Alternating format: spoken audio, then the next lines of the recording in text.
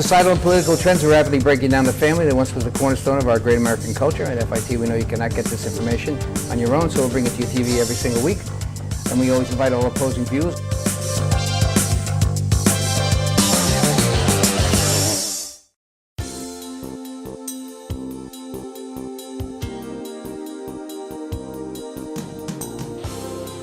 Jeffrey Deskovic served 16 years in prison from age 17 to 32, wrongfully convicted of murder and rape prior to DNA evidence that cleared him 9 years earlier.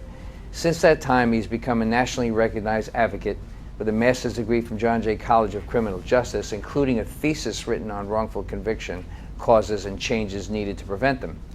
He has delivered more than 100 presentations across the country and authored more than 200 articles.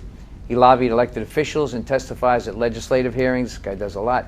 He gave hundreds of print, radio, and television interviews, and is an adjunct professor teaching wrongful conviction college course at Rockland Community College, and is considered an expert in wrongful convictions on a new TV show, The Security Brief. The special episodes titled Wrongfully Convicted, The Deskovic Files. That's a lot of stuff. Now, what you went through, Jeff, is hard for me to fathom. In our area, many of the people go to jail, and we often talk about them. And they usually go into jail for a couple of weeks and somebody purges them in a child support issue. Otherwise, they're not really in jail. But we do deal with that issue of your situation is beyond reproach. I can hardly believe it. So, from the top, what was your wrongful conviction caused by? By a coerced false confession, prosecutorial misconduct, fraud by the medical examiner, and a public defender. What happened? You can go ahead and tell your story. You're going to need to be doing a lot of talking here.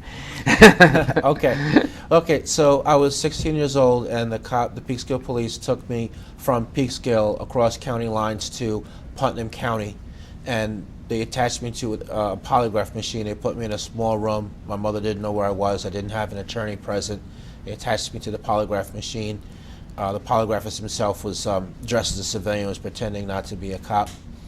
And basically, he gave me the third degree for about 7 hours. I mean, he invaded my personal space. He raised his voice at me. He kept asking me the same questions over and over again.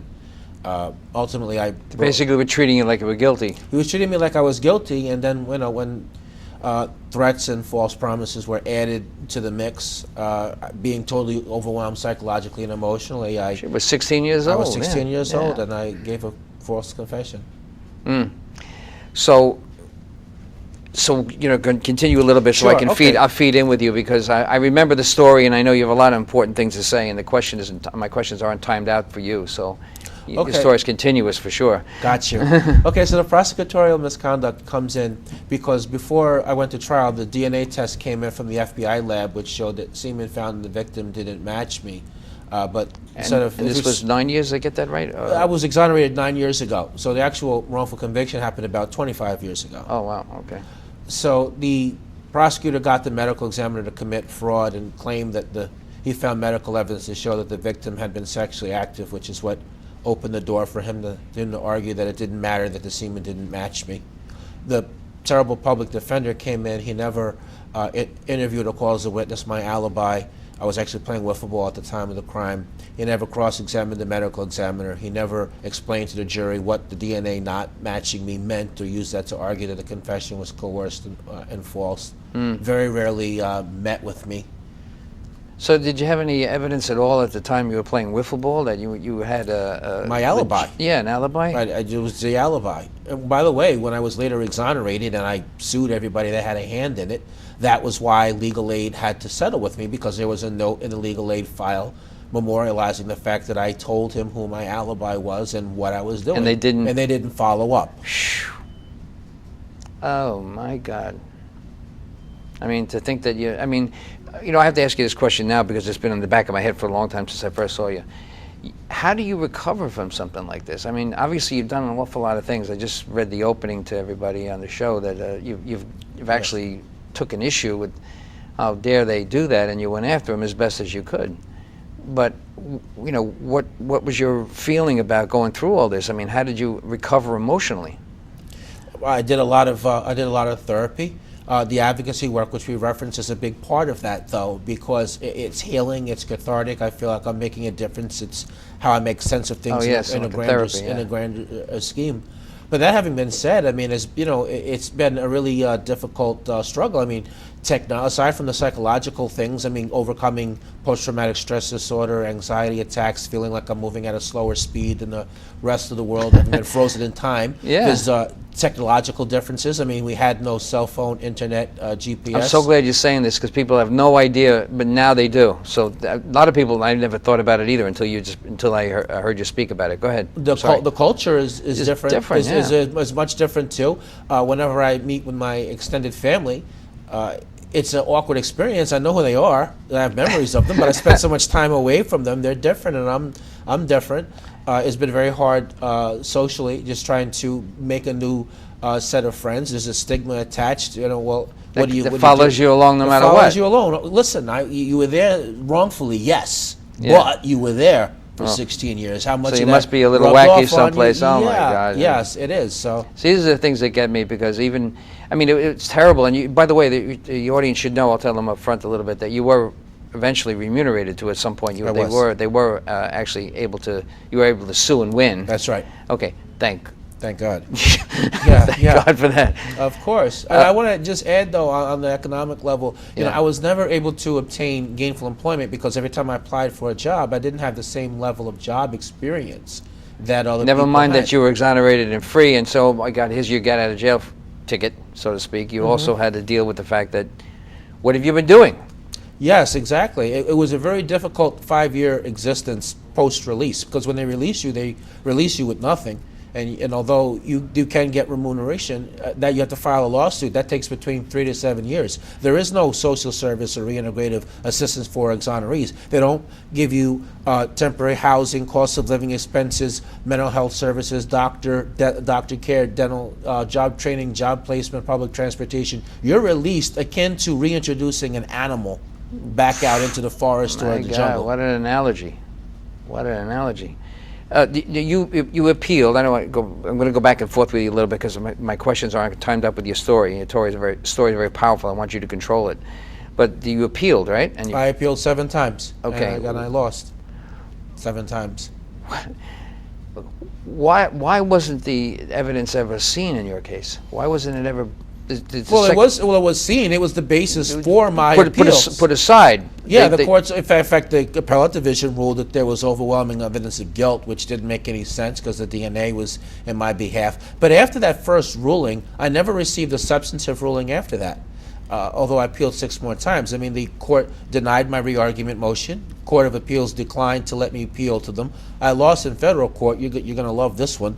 I lost because my paperwork arrived 4 days late because the court clerk gave my lawyer the wrong information regarding filing procedure. Again, not your fault. Not my fault. Did you feel like this was coming back to haunt you? It must have been a terrible feeling to have that happen. It was because I thought I was going to win. Look, I was naive up until the end. I actually thought that the court system got more accurate as you went higher up, right? So this was the proceeding I was going to win, or so I thought. Yeah. Then once I lost there, the courts they upheld that ruling the rest of the way, and then I got turned down for parole because I maintained my innocence as opposed to taking responsibility and expressing remorse. So I got turned down that way. It was at that moment that I felt fairly certain I was going to die in prison for a crime I didn't commit. You know what reminds me of the film I've seen so far on television when people are coming up for parole, and they have this. It always seems to not work for them as they're coming up the parole board. Now I'm wondering, here you are, an innocent man, haven't had that opportunity, and you failed at this thing. How many of those people are innocent? I mean, did you ever? Do you have any idea what that's like? That's what you do, right? That's what I do. In fact, that phenomenon is called the innocent prisoner's dilemma, which is, do you assert your innocence but thereby risk extending an already unjust prison stay, or do you instead falsely admit guilt and express remorse, knowing just to slightly enhance your chance of getting out, knowing that if your conviction is later reversed but not dismissed, if they retry you, they can use what you say at the parole board in order to try to reconvict you. Re-argue or something? What? We'll say that again? Reconvict or re-argue you? Well, they can, if they take you back to trial, because sometimes the court will not dismiss a case. They'll simply give you another trial, at which the district attorney can try to reconvict you, and they could use those statements at the parole board. But to get more to another branch of the question you're asking me, I believe the percentage of wrongfully convicted prisoners is between 15 to 20%. That's my educated guess. That sounds very high. I mean, it is. Well, let me give you some stats, though. Okay. Okay, so last year, 137 people were exonerated. And then in 2013, 2012, 91 people were exonerated. The National Registry of Exonerations, which tracks exonerations from 1989 forward, have documented more than 1,600. The National Registry of Exonerations. Wow. It's an informational clearinghouse of all exonerations nationally. So from 1989 forward. We should look into that. You should. You should. It's more than I want the viewers to, because it's more than 1,600 people who were have been exonerated since then. But when you think about every time there's a rogue detective, that his career spans several decades, or a forensic scientist who's engaging in forensic fraud, who's touched thousands of cases, or junk scientists, things that used to be accepted as evidence in the courtroom, such as tire tracks, bite marks, footprints, voice test, hair, to name just a few things, that has been used as evidence in thousands of cases, and yet is scientifically unsound. I believe it's the iceberg effect. What we see above the surface is but a fraction of what's really going on under the water. That sounds like a lot of what we do in legal reform issues, that so many things are left unheard in a case when you're going to courts to get even simple things like custody, and certain things are heard and they're manipulated, and it just seems like it's a game sometimes. Like there's no reality to it. Well, I feel like it is. That's just it. It is. It's supposed to be about truth and justice and the search for the truth, but too often it becomes a game, a high-stakes game. They play with your life.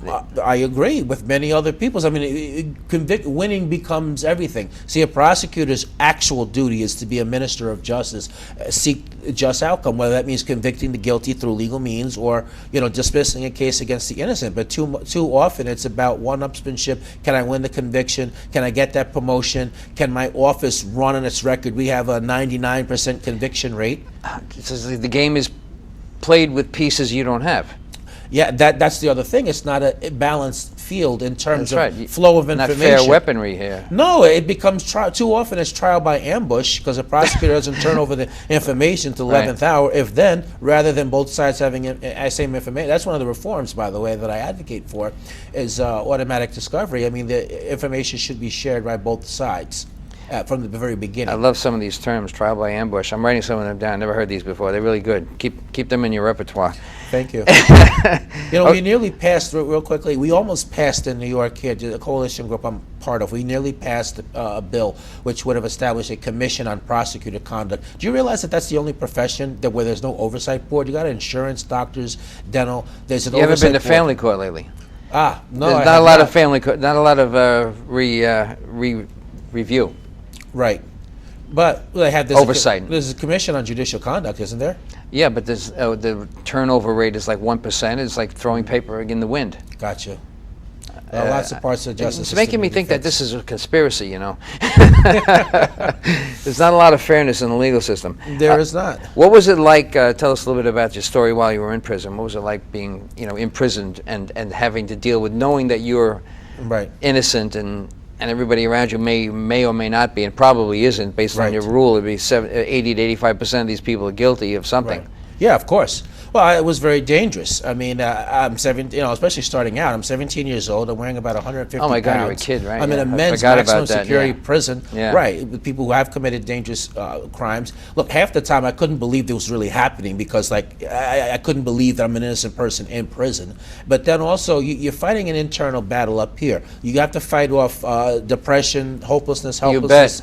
You think of suicide once in a while, and it's hard even just to keep the morale going, just to keep fighting. I can see that. Oh my God. It's a miracle I'm out here to be able to sit down and talk with you. I mean, they left me for dead in there. I was going to say, I hope you consider it a miracle, because right now, every day going forward is a blessing in disguise. I absolutely believe that. Oh, beautiful. Sure. Okay. Were there others in prison that you met that may have been innocent that you come across in your travel? Yeah, there were 13 people that have been exonerated either before me or after me. 3 of them I knew at the time. In fact, one guy, Frank Sterling, who was in for 18 years on a murder case, we kept each other going 13 years. We should get together Oh, my God. every 6 weeks, and we commiserate. We try to keep each other going morale-wise, and we strategize what's the next move to make. And we made a promise to each other, by the way. Whoever got out first would try to help the other, but Good. if it was nothing more than just trying to call attention to their case. And frankly, I thought it would be him because he had representation before me, but I made it out first, and I kept my word. Is he out now? He is. Oh. He is. I drove 5 hours after I missed the train. I drove 5 hours through Rochester. I wasn't going to miss that. Oh, in all yeah, the world, yeah. To see him be exonerated, and I was one of the first people that greeted him in the courtroom after the judge made his ruling. I gave him a nice big hug, and I yelled, Frank, we made it. Oh, we my made God. it. Oh, my God. I wish I had my camera there. I would love to have seen that, and I actually heard what he had to say. Yeah. Holy. He was speechless, actually. So let's go back into readjusting your society and coming back in. I think I find that interesting. I'm sure the audience will feel the same way about it because you're put away. You're in for a significant period of time at a young age. Right. You miss your cultural changes there. You missed your growing up. You missed a lot of growing up stuff. I did, and I missed graduating high school. I missed the prom. Family life. Deaths, births, holidays, rites of passage. Yeah, normal things that people go through. You didn't have the chance to experience that. That's right. When you came back and going back to the family again too, you Yes. said there was a little bit of a difficulty in Yes. and them accepting you, I guess. Is that It fair? was more that they were strangers to me. They'd become strangers to me, and I'd become strangers to them, and it was really hard to communicate. I mean, what did they know about the experience I had just been through, and how could I explain it? Did they have any? When I say they, I mean, did the system or the court itself have any kind of redressing of how to help you get back in? A kind of No, absolutely no. helping process of any No, kind? that's the point I was trying to make earlier. You mean about the throwing out like Yes. like an animal? Yes, they just release you with nothing. That's it. No Look, if I was- contemplation of where you would land. No. Look, if I was guilty and on parole, I'd have more assistance than what I had as an innocent man. Jeez. And I know it's terrible. I think that's one of the It's things hard that for me should to change. wrap my head around that. Yeah, you would think that the state has a moral responsibility to help people rebuild their life. You would think. After the system, yeah. But I want to know. This is a rhetorical question. I want to know why don't the legislators in Albany? Why can't we get some legislation passed not only to prevent this from happening to people, but to address reentry when people are exonerated and released? It's shameful what we do. Absolutely, it's disgusting. Well, I don't know what it would take. It doesn't seem like they have so much effort and so much money piled into how to get somebody convicted of something, and nothing how to help somebody find out whether they're innocent. In your case, you had DNA evidence that showed you were innocent. Yes. That's to me the bigger crime. But you still had to suffer for a while in jail before you even had that opportunity, right? Right. I mean, it didn't happen Well, right away. No, remember, I had the DNA testing before I was convicted. I was convicted anyway, and then 16 years later, I got further testing because the data bank was. But the wasn't the initial testing good enough, though? It should have. It should have been, right? It should have been, but it wasn't. Well, that's what tunnel vision's about, though. You ignore the evidence that doesn't support the conclusion and focus on the part. Yeah, that's that where I was does. going. It seems like the game before, there's like a game being played. It's like, what can we do to get this guy to continue in the path, to get him that place in the jail that needs beds filled, for lack of a better way to put it. It's like a hospital makes more money when there's more people in. Yeah, sure, of course. But I think that I don't think that they're thinking in terms of the prison beds. I think they're just thinking in terms of their careers and and not wanting to admit an error. So they had perks and scrutiny is what I'm getting at. Say that again. The what? Perks. Perks and scrutiny. I see. So they didn't have any kind of system to help you get back in. No. Is this true for everybody? This is true for everybody. There's a lot of people who. In fact, in 19 states, it's worse than New York. There is no compensation at all. Oh, so there's 19 states where there's no compensation at all, including Pennsylvania, which is near New York. So what? So those people are in an even worse position than what I'm in. That doesn't seem right. I mean, I agree. It doesn't. It's not right morally, but it is what the law is. And for some reason, we can't seem to muster the political will to get a change. I don't know why some of the elected officials even run for office. Are you there to really serve, or is it just to better yourself? Because there doesn't seem to be much care for the population. When you look at an example such as that, you would think that's a non-controversial item, isn't it? Yeah, right. Should be easy. It should be a no-brainer. Yeah. So tell us a little bit about your organization. That's the Jeffrey Deskovic Foundation, right, for Justice? It is. Okay, and you received. Oh, we want to discuss how much you received. Does it matter? It doesn't. We can. It's a public record. I'll share Okay. with the audience. Why not? Okay, so you received $1.5 million of compensation. Well, that was what I put into the organization. That's not what I received. I received more than that. Oh, okay, good. Yes. But I put that amount into the organization because I didn't want to leave behind the people that I had metaphorically left behind, and that took my advocacy work to the next level. So I have a small staff, and the legal team, they work on trying to free other wrongfully convicted people, whereas I focus on the policy and the awareness and the reintegrative part. What kind of person do you have on your staff? I have a full-time attorney, an investigator, and a paralegal. So that's the 3-person legal team. In 3 years' time, well, these are our results. Okay. We helped exonerate one person, William Lopez, who was in for 23 and a half years in a wrongful conviction case out of Brooklyn. We convinced the parole board to release 3 people on parole while they were maintaining their innocence. Normally they deny you. And then we also helped 4 people reintegrate back into society after they were released. The foundation leases a 2-bedroom apartment, and it served as short-term housing. What our challenge is, and we have 8 active cases now, the challenge is this, is that I need to add people to the board. I need to build a donor base. Until you get your first large donor or your first grant, nobody wants to be the first in.